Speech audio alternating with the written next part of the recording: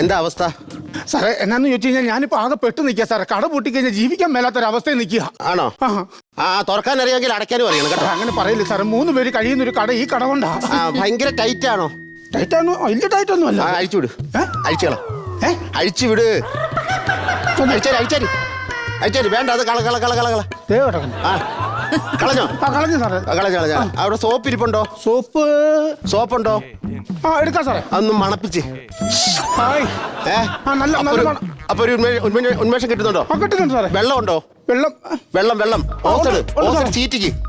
Hose എടുത്ത് ചീറ്റിക്കണം sir. ഓസില്ല, കുപ്പിക്കകത്ത വെള്ളം ചീറ്റിക്ക്. മതിയോ? 2 കാലും കൂടെ അകത്ത് വെക്ക്.